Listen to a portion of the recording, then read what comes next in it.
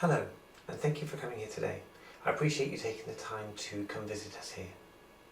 My name is Juliette, and I'm going to be talking to you today a little bit about perhaps some of the issues that you've been facing recently so that I can help you to better understand some of your options as you move forward, okay? Excellent. Well, like I said, thank you for coming here today. It's lovely to see you. Excellent. Well, let's just start with a quick recap of your situation. Now, I understand that you have recently entered into a new dynamic with your partner, is that correct? Yes. Yes, I understand. Okay, and so you're in a relationship today? Okay, fine, perfect.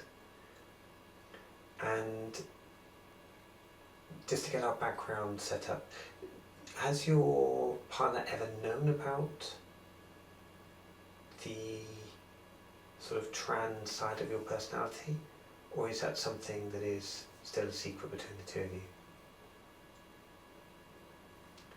Okay. So you managed to keep things relatively quiet and unobtrusive for now, but you're looking to find a way to actually communicate more effectively with your partner. Perfect. Excellent. No, that's really good. It's certainly a very challenging and difficult subject, and I know that we've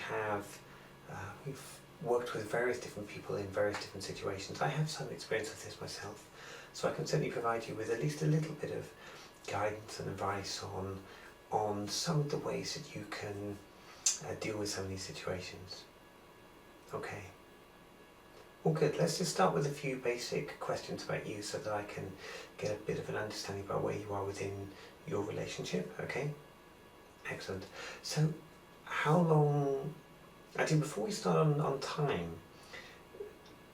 would you consider yourself to be a crossdresser, transvestite, transgendered? Whereabouts do you see yourself on the spectrum?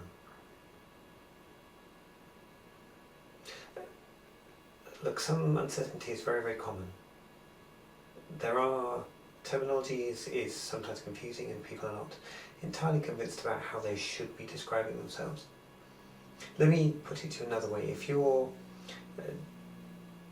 do you feel that this is something you are, or you're looking to live in a permanent way? Okay, so it's still quite temporary. Excellent. Okay. Well, thank you for that. And like I said, some of these questions may be a little bit, let's say, intrusive, but it would help us to be able to understand your situation, your dynamics a little bit clearer. Great, thank you. And how long have you been dressing for? How long has this been a part of your life?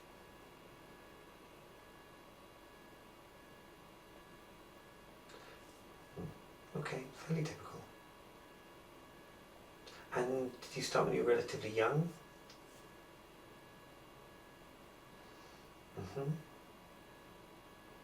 Okay. Okay, it's perhaps a little bit later than some, but most of us start relatively, let's say relatively early. You know, puberty tends to be around about the time when many of us will sort of find ourselves in that way. But for some of us it's much before that, for some of us much after that. Okay.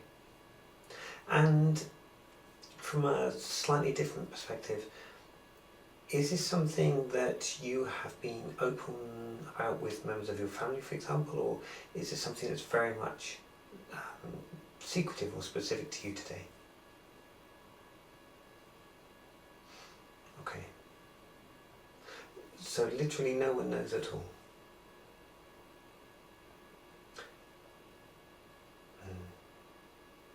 I understand. So you think there's some suspicion? Okay. But not clarity, it's not open. That sounds fairly typical. Okay. Well, good. Well, thank you for that. Thank you for that background. We'll probably come back and talk about a few of those things again a little bit later. But can we start by talking a little bit about your relationship at the moment? How long have you been with your partner? Okay. And in general, how are things between the two of you? Outside of this particular issue, obviously. Okay. It's very serious, it's... Okay. And you want to take things to the next step of being able to actually tell them. Okay. No, it's a big challenge. I applaud you for taking this step. It's something that I think a lot of us maybe wouldn't choose to do proactively, and typically tend to actually address it only when we've been exposed, and it really can be part of a problem for us, in that we tend to hide things quite well, but we can find ourselves in a situation where we're trapped, we're cornered, and we have to deal with things in what is honesty through, let's say, force, or through lack of any other option. Okay. Well, thank you for sharing that with me. That's great. So what we'd like to do really is talk about some of the things that you can do to try to tackle this issue with your partner. Okay. Obviously everyone is very much different. So any advice I give you today, some may be based on my own experiences, but maybe based on things I discuss with other people, etc. And from general experience of talking to people. But there really is no sort of right or wrong way. Every relationship is unique. And between the two people within that relationship, there will be, let's say, a right way, many wrong ways, but one or more right ways that work well for you. What we want to try and do is discuss a couple of things that can be done, and in particular discuss more some of the fears, some of the reactions that we may face. And I'm assuming that because you're here today, you have an expectation of a more, let's say, more negative reaction from your partner. Okay. No, I understand, and this isn't something you think she would be actually interested in. Okay, that's very common, very common. I think just to touch on a couple of things, I want to talk on a couple of points today. The first one is about spectrums. Spectrums versus binary. Okay, so we'll talk about spectrums, and then we'll talk a little bit about some of the material that's out there, some of the ways in which you can share information. We'll talk about that one. And something as well is perhaps some kind of view on the future, okay, and how that can be addressed by you and your partner going forward. Okay, we can have many more of these sessions. We don't have to discuss and resolve everything today, and the main focus of today's discussion is really to reach a point where you have enough information to go away and start your thought process on how best to tackle this. Okay, so the first thing to talk about is spectrums. So what a lot of people still get confused is gender and sexuality, but also binary notions of gender and sexuality. Okay, we're all quite familiar with this idea that people can be straight or gay or bi, and these are kind of mainstream terms that are discussed by people today. The fact remains that bi doesn't mean that everyone who's bi is exactly the same, has the same feelings towards people of their own gender and people of the opposite gender.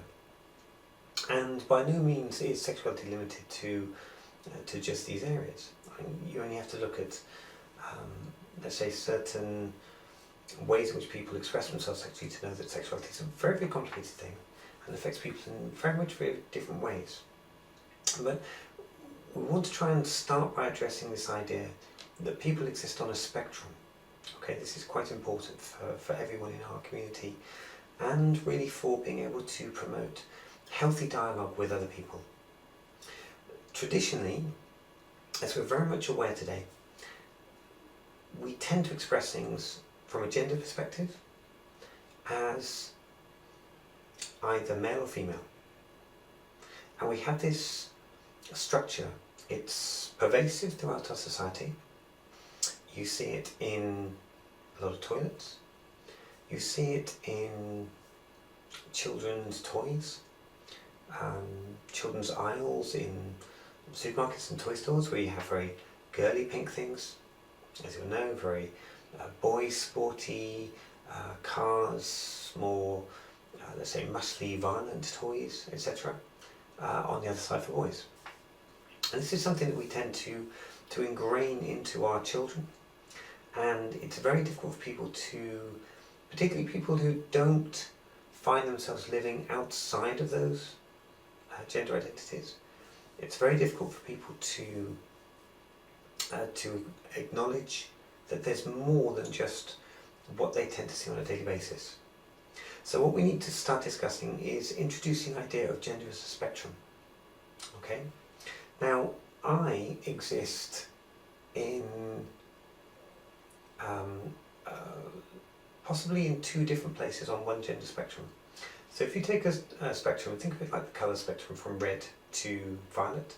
So you have red, orange, yellow, green, blue, indigo, violet. And we're all familiar with the colour spectrum. We're all familiar that colour is, there are colours in between, etc. So the easiest way to describe me is that I'm not entirely male, I'm not entirely female. I choose to sometimes present as completely female, and I choose to sometimes present as completely male. And if you think about your colours, your sort of red, orange, yellow, if you take certain colours in the spectrum towards the middle, like blue and yellow, okay, we're all generally quite familiar from our studies growing up as children, that if you combine blue and yellow together, you get something completely different, which is green. And the gender spectrum can be very much similar to that. It's quite possible to exist at different times in your life or to identify on two different places on one gender spectrum. So when I'm presenting as Juliette, I consider to myself to be firmly on the female end of the gender spectrum. And with that in mind, I will identify at that time as being female. This is very different to people who have gender dysphoria. It's very different to people who are necessarily trapped in a different body. We're not all the same. We might find ourselves on different sides of that gender spectrum, but some of us will find ourselves being classed based on our birth sexuality as being male, but we absolutely firmly identify as being somewhere else, and we want to identify as female and express as female. Now for myself, and to a certain extent yourself as well, since we have similar sort of backgrounds in this area, I will present and identify as male, and then I will present and identify as female, quite differently. If I was, let's say, sort of very honest about this, I would say that my gender expression changes. Okay, so I express as male and I express as female. My identity is somewhere in the middle, where I am neither 100% male and female, because I have these two sides within myself. And that's something that we need to be able to communicate and make sure is understood to a certain degree by our partners, by people that are around us in our lives. This can be very difficult for parents, for siblings, for example, for friends who've known you to be a certain way. Essentially, they may have only seen one expression of your gender. So one way you choose to express your gender. And the fact that there's another way that is completely separate can be very much a surprise to a lot of people. Now, you mentioned for your partner maybe it's something that's suspected, and if that's the case, then it is quite possible that she has in some way caught on to some aspect of your identity and has picked up on some signals, some signs of how you express yourself. Okay, so the main thing for us to understand is that there is this general concept of binary identity, male and female, gay, straight. Understanding that this is much more complicated and trying to separate that sexuality has nothing to do with gender, okay? So being a transvestite, identifying as female in terms of gender expression, does not necessarily make you gay. Doesn't mean you're not gay either. It can mean that. Also, terms like gay are difficult for people to comprehend when you express in two different genders. So if you express as male and you're attracted to women, that makes you straight. If you express as female and you're attracted to women, maybe that makes you technically gay. These terms are, they only really have useful meaning if you anchor yourself within a particular gender identity to begin with. Okay, so it's very complicated, but something to start thinking about, something to start finding ways to be able to express. Because you may find that you are challenged as to this idea that you can only be one or the other, and the concept of living as two separate, recognizable gender expressions is quite difficult for some people to grasp, and certainly for them to cope with and understand how that is part of one person's identity. Okay, if there's any other questions you want to ask about that, by all means send me an email and we can try and go into this in a bit more depth, but it's well worth having a little read up on, and it's certainly something that is important to be able to articulate. I certainly found that in my case, I had to spend a huge amount of time making sure this idea of gender and sexuality were nicely separated when I was talking to my partner. Nicely separated. And also to make sure that this idea that you didn't have to sit, that gender identity and gender expression can also be two different things. So identity being how you, where you sort of identify on the spectrum between male and female, and expression being how you choose to, let's say publicly, express your identity in ways that society understands as being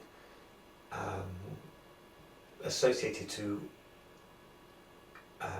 your identity, your gender, or a gender it doesn't associate with you. So essentially, being born male, when I dress as I do today, I am expressing myself in a way that society deems to be female, and therefore deems to be not the way I should express in the way I was born with my birth gender. Okay, very, very complicated subject. It's one of those things that talking about can help people to understand, and it's well worth spending a bit of time making sure that you've got this straight in your own head so that you are able to articulate this as best you can. Now, one thing I would say is there's not a lot of point trying to explain how everyone sits on the gender spectrum in terms of identity or expression, but if you have a good idea of where you are and you can articulate that and you are clear as to how you identify inwardly and how you express outwardly, how you want to express outwardly, then that is all good information that you can have at your fingertips and be ready to pass that on in conversation. Okay, excellent. Perfect. So I want to go on now to talk a little bit more about materials, resource materials. Obviously these days the internet is a fantastic resource for getting information about perfect example, as we were just discussing, gender identity, gender expression. There are loads of videos that you can find on YouTube, a lot of stuff gets shared on Facebook, etc. You can find plenty of websites that are very well dedicated to helping people understand these things. Again, I wouldn't claim to be myself an out-and-out expert on this. My sort of viewpoint is formed by my experiences and by what I have done in going out into the community and talking to people, and my research. So in no way am I, let's say, a qualified professional in this area, but I've spent a lot of time looking into various different resources available online. And when you are trying to find ways to talk to a partner, one of the things that I would sort of counsel you on is this. My recommendation is to have information available, to have sources of information available, whether that's YouTube videos, whether that is articles, books. There are lots of books on this issue. They're very helpful. There are counselling services, for example, like Relate, which I've used in the past. And there are various ways that you can have information to hand, resources that you can bring into the conversation. The one thing I would say is that you need to be aware that you've had this information, all of this information, for a very long time. You've had a lot of time to digest, think about this, understand where you want to be in your life. You've understood how you feel when you hide things. You've understood how you feel when you express things. You may find that for your partner, all of this is completely out of the blue. Even if they've had suspicions, it may simply be treated as being completely out of the blue. And with that in mind, it's very, very important to not bombard your partner with too much information too quickly. Okay? Having stuff available, having literature, having videos available for someone to watch is fantastic, but it's best to try to raise the subject of having a chance to look at this kind of material, but try to give your partner time to adjust to the idea and to find themselves in a position where they're willing and open to the idea of getting involved with this kind of material. Okay? It really is something where if you've got everything lined up and ready, it can be very easy to simply pile too much on someone at one time, and your best efforts can be rejected because someone just isn't ready. They're not ready to look at a video. So I've had someone in the past say that they might like to show someone one of my videos, and that's fantastic. But for someone to be in the right frame of mind to sit down and watch a transvestite explain something of their life, something of their interest in these kind of activities, is, you need to be approaching this with an open mind. And this is where we go back to that first point about gender expression, gender identity, and understanding things are on a spectrum. It's really important to try to take the conversation away from things like, does this mean you're going to transition? Does this mean you're going to become a woman? Does this mean our marriage is over? Does this mean you don't find me attractive? Does this mean that you're going to do this more and more often? Does this mean that you're gay? Does this mean that you're going to cheat on me with people like you? These are all fears that can go through someone's mind. They may happen immediately. They may come up over time. They may develop and fester. And it really is, I can't stress this enough, it really is very important to be able to put your position clearly, and then keep those kind of materials that you think help explain your position, keep them available, and make them available as an offer whenever your partner is ready or comfortable. And I mentioned relate. One of the things that I did, and this was quite something of a revelation for us. We went along to relate, and we spent a bit of time talking to a counsellor, and I explained, I'd got myself ready to explain very openly my situation, and I very openly explained my thoughts. I explained that I wanted our marriage to work. I explained quite openly about being a transvestite. I explained about what I kind of enjoy. I explained about what I consider my sexuality to be.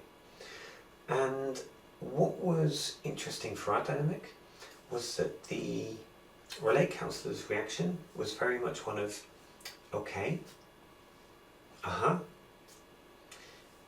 taking it on board with no shock, no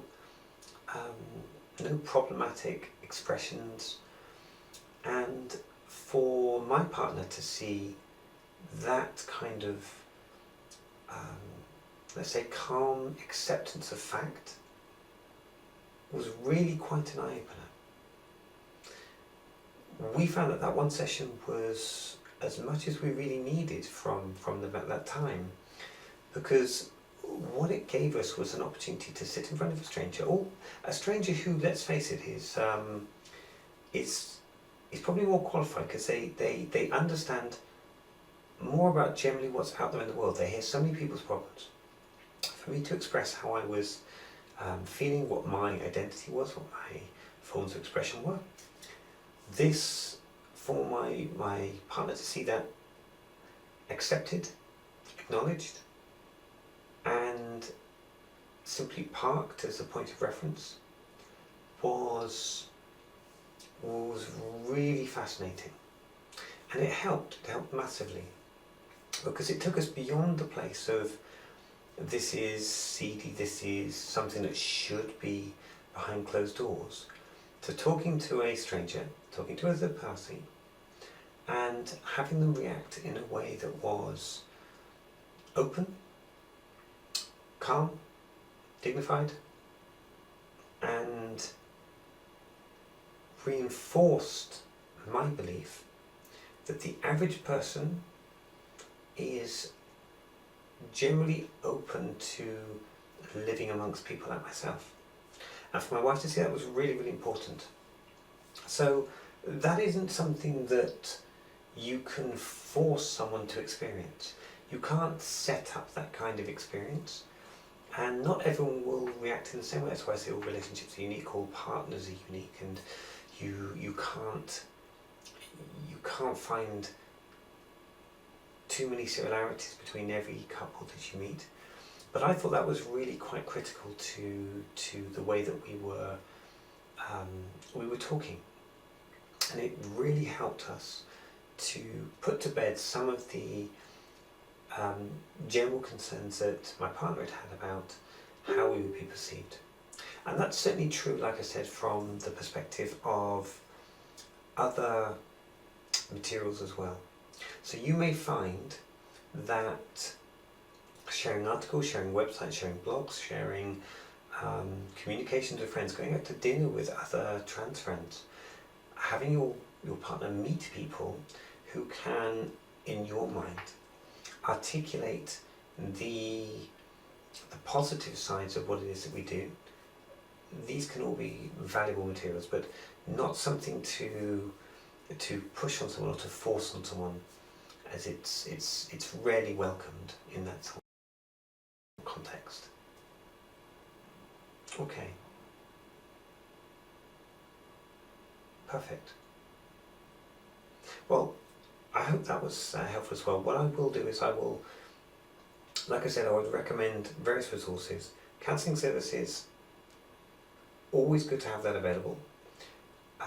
It's not a sign of failure, it's a sign of strength that two people are willing to go along to that kind of environment and really sort of talk about and acknowledge openly their feelings, their thoughts. Very much important. So that I would certainly recommend.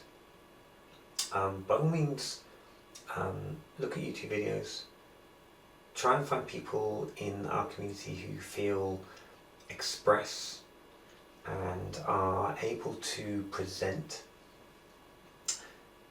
our community in the way that you identify with. Okay, that's getting an idea that there are plenty of us out there can be very, very important. And like I said, there are various books available as well. I've read a couple of books in this area. There's plenty of literature you can pick up online. Amazon has loads of stuff that you can get as ebooks. And these can be, again, very, very interesting. They help dispel some of the myths that people hold about, as I said previously, gender, sexuality, etc. And help people to understand that there's really probably a lot more of us than people would ever realise in this country. Great. So then, just to talk very briefly about the future. What was your idea of a sort of perfect scenario? Do you have a goal? Do you have a goal in mind that you could aim towards that would for you be an achievable, goals need to be achievable, achievable objective that you can get to? Okay. Good, good. And in terms of, let's say, expressing this, how, for example, how often would you want to be able to do something like this? How often would you want to be able to get dressed up, go out? You know, what do you have in mind as a good lifestyle balance? Mm-hmm. Okay. Good. It sounds reasonable. What we need to, just a little bit of sort of company jargon speak. Goals should be, let's say in this case, should be SMART. So SMART stands for specific, measurable, achievable, realistic, and time bound. Okay, so it's good to have a clear idea of what you want to be able to achieve. Okay, what you want as a win. You know, what is a win in this circumstance?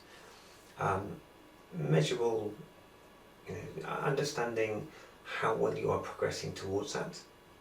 Achievable, again, the idea that your wife would, or your partner would completely give you everything that you want. You know, you need to work on a sort of quid pro quo basis, or on a give and take basis, so that you know you have an idea that what you're looking for is achievable. It's something that is also realistic, something that you think is a reasonable compromise that would be acceptable to both you and your partner. And then time bound. You know, how long do you want to take getting to this place? How much time are you willing to put into trying, and how much time and effort are you going to put into addressing how you take this forward? Okay, good to bear this in mind. So when you have goals, it seems quite reasonable what you have in mind at the moment. Well worth thinking about where would you be prepared to compromise to from that position. So from what you want, where can you compromise to? Where's the boundaries between, let's say, unhappiness and, you know, bliss? Somewhere in between those two. Okay. I think it's a good idea to have an idea of what you want the future to look like, what you see as your, as I said, your end game, where you want this to go to. That is a critical part of this, in my experience, is that the idea that this is a never-ending, constant, ongoing, repeated activity where it will never end. You will constantly progress from the next thing to the next thing to the next thing, and it will end up in transitioning and womanhood. For you to be able to draw a line that you acknowledge and you believe is realistic, you've got to be honest with yourself. To understand what that line is, understand where you are in the sand, understand if you're capable or desirous of moving beyond that line, but you choose to make that sacrifice. That's what we need to be clear on here, is that The idea that you can go into a relationship or maintain a relationship when you insist on having everything you want is unrealistic. If you have an idea of what you want, the bare minimum you would accept, which in many people is where you are right now, which is hiding things. So the bare minimum might be the status quo, but between your ultimate aim and your bare minimum, where in here, where in this area can you exist happily? And where do you think your wife, your partner can exist happily with you?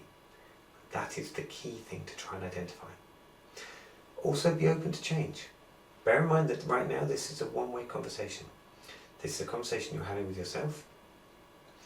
As much as we may try to be considerate of how things will affect other people, it's impossible to place ourselves entirely in the shoes of another person. We can be as empathetic as we like to be, but we cannot be entirely in the shoes of another person. And with that in mind, it is quite important to be flexible on your ambitions, to be willing to accept compromise.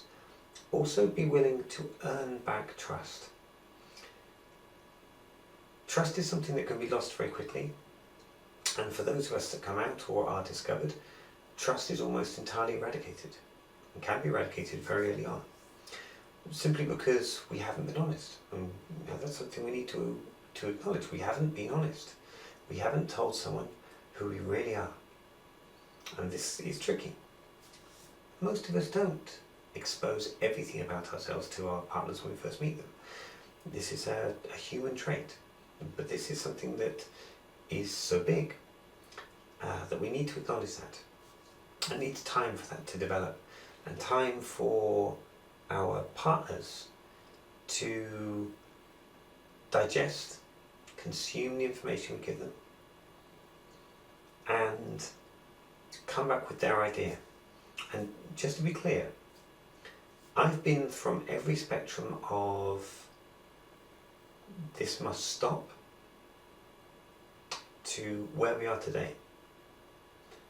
And the compromise we reached was that I can pretty much dress as often as I like within reason, provided it's not flaunted, and that I will go out maybe once a month or so. And that is a compromise, one that we reached, and through my flexibility and my partner's flexibility, there are times when I might go out a couple of times a month. There are also times when I might not go out at all. I have to be careful that to push this, to abuse that regain trust, the more you erode that trust, build it, you regain it, erode it, regain it, erode it, the harder it ever is to regain. And really this is a process you kind of want to go through just once. The more you can be prepared for it, the better. If you're discovered, okay, if you are found out, then a lot of this advice is still relevant, but you need time to step back, okay? There really is no point, in my mind, trying to explain everything when you're on the back foot, you're discovered, you are defensive, your partner is perhaps accusatory and hurt. These are not the times to discuss these matters. It is far better to step back, try if you can to take time to compose your thoughts, go back through these same points we discussed today, and find a way to approach it based on information, based on knowledge, based on sharing common understanding of the way the world works, or the way you see the world working, which is maybe very, very different to the way your partner sees it. Okay. And then, for most of us, the future can be fairly bright.